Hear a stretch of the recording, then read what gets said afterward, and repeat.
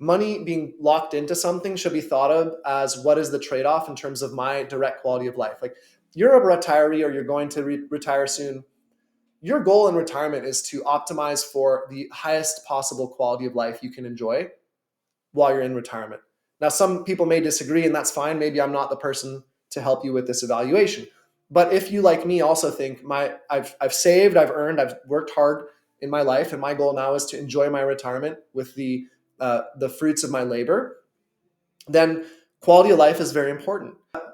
Too often we find ourselves thinking we need to hold on to the house until we pass so that our kids can inherit it, because it's so important for us to leave legacy, but at the cost of our current quality of life. We might have to penny pinch.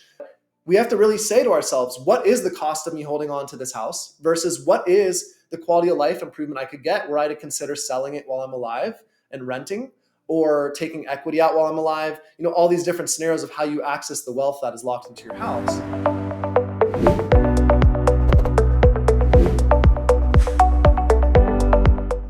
Hello, everybody. Welcome back to the Peak Financial Planning YouTube channel.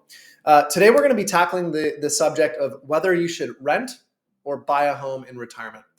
It's a complex subject, and as with all financial planning matters, it is completely unique and case dependent based on your individual circumstances. But in this video, we're going to be tackling that subject and talking through the broad strokes of what you should consider if you're thinking about, or if those ideas have crossed your mind as you lead into retirement.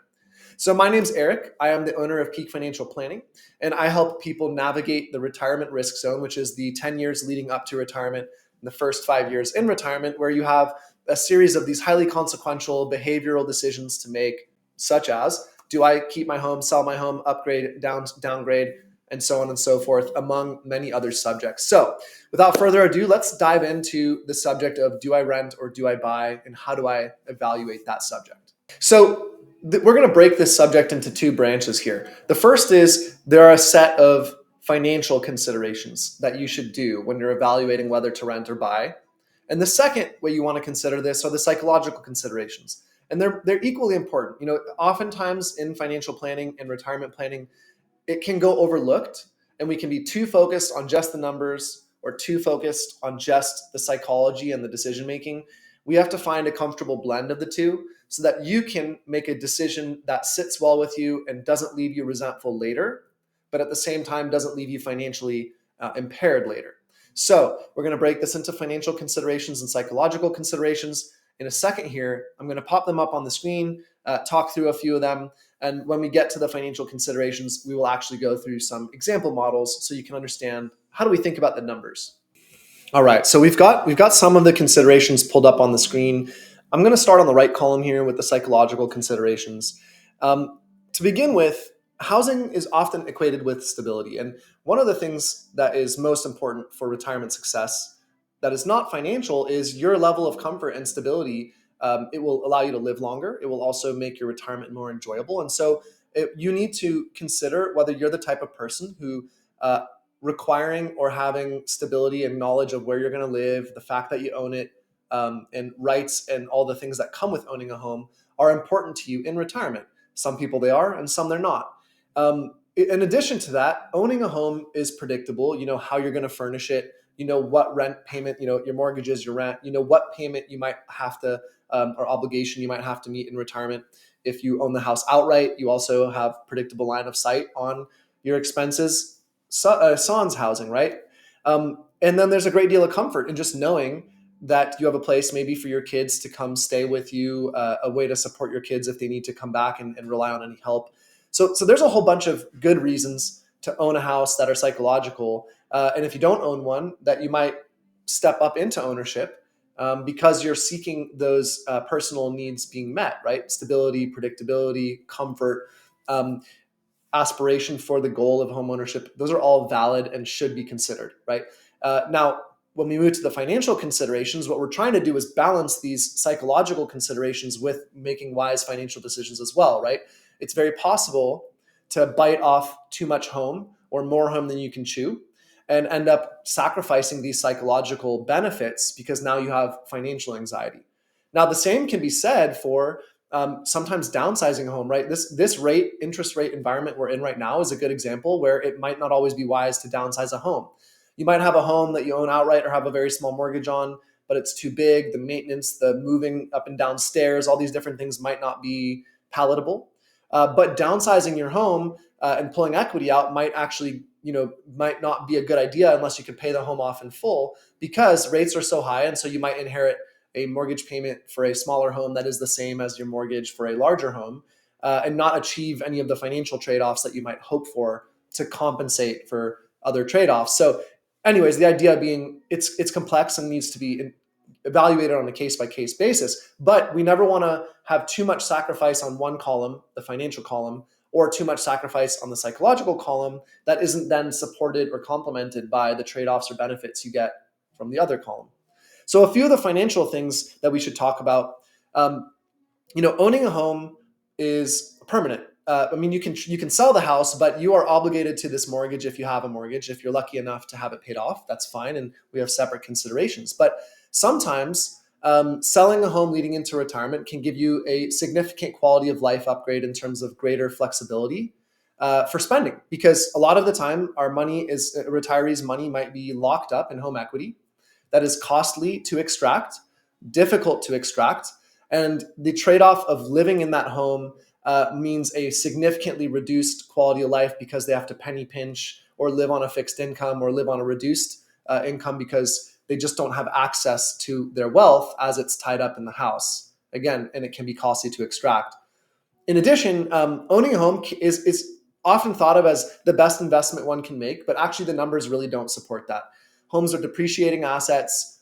Yes, home price inflation has typically been around 5% per year historically, but the cost of maintaining the home, the cost of property taxes, insurance, those tend to eat into the appreciation gains you get. And so we can deceive ourselves if we don't run the models or do the math into saying, hey, I've got this big potential future gain in home price value, without realizing that the carrying cost of owning that home and maintaining it and all the other trade-offs that go into it actually completely negate that. Now, again, this is case dependent. It matters when you bought, what rate you bought it at, how fast you paid the mortgage, how old you are. But generally, it is not a completely black and white scenario that everyone should take at face value, that the home is going to be an appreciating capital gain producing asset.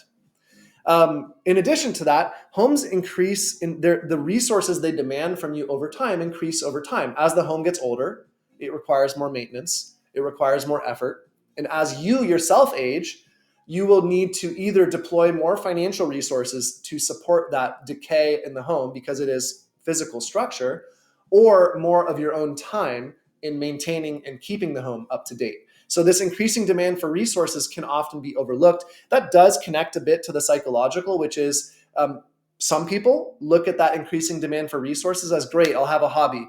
I'll do my gardening. I'll be the handyman. I'll fix up the house and keep it in good shape. It'll keep me busy when I'm retired and not working.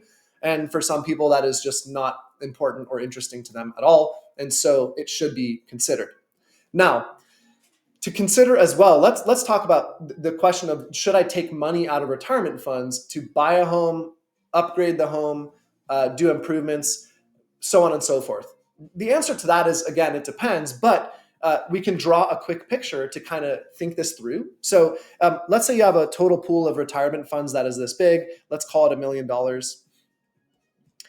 This is really a cash flow problem that we're trying to solve. The answer to, do I put money into a home? If I do, how much? Do I buy a home and put money down? If I do, how much? Is a cash flow question. The question is, how do I cost compare how much I take out for the down payment? So let's say I take out $200,000 for a down payment. I'm just using random numbers here. Let's call this a Southern California home. I want to evaluate, do I take out $200,000 for a down payment to move into a home if I don't already own one? The question is, how does that affect how much income your retirement assets will kick off when you need that income, versus how much is that going to save you in the housing payment that you would be considering, right? We need to understand that cash flow is really what drives successful retirement. And the question is, if I can only afford to spend $7,000 per month in retirement, what does taking $200,000 of retirement funds and locking them into a property do to the income that I would be able to generate from that portfolio? That's one consideration. You might also have to consider, well, what if I want to put money into the home? I already own a home. I want to either pay off the mortgage quicker. I have, let's say, $160,000 left on my $400,000 mortgage. Should I take retirement funds and pay that off? The question is it worth it? Again, you're comparing the same thing. What happens when you have a $160,000 reduction in your retirement fund pool versus how much does that save you on a monthly basis in terms of actual housing cost? The idea here is it's never black and white. $160,000 in portfolio assets could produce you significant quality of life improvements in terms of flexibility of spending when you're retiring. That could mean vacations, that could mean gifts for your kids. Versus locking it into a house. Again, we have to cost compare those things. How much will that reduce your housing costs, et cetera, et cetera. One other thing that needs to be considered as well is, what is the future prospect for your home? If you already own a home, or if you're going to buy a home, what are your kids and heirs likely to do with that home when you pass? Now, most millennials and kids that would be in a position to inherit a house from a deceased parent are most likely going to sell that house. So if they're going to sell it when you pass anyways, it's worth considering selling it while you're alive so that you can actually enjoy the fruits of that wealth.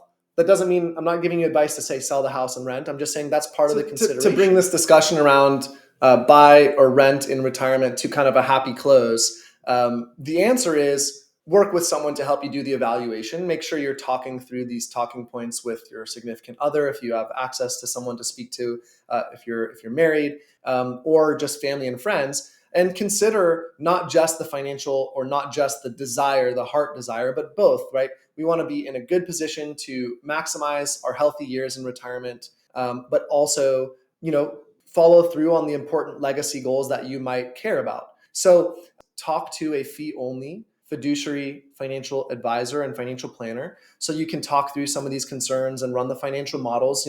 If you saw my pension videos or other videos I've made, this decision is one of those that is kind of quote unquote permanent. When you make the decision to buy or rent or sell a house or this or that, it's a pretty permanent decision. Yes, you can always buy a house and then sell it again, but we really don't want to do that. That's considered a failure. You want to make the right choice, do it once, and then live happily ever after, yielding the fruits of that decision. So this decision should be made thoughtfully, slowly, and with careful evaluation. And the best way to do that is get the help of an unbiased, no conflict of interest fiduciary financial partner, in this case, a fee-only fiduciary financial advisor.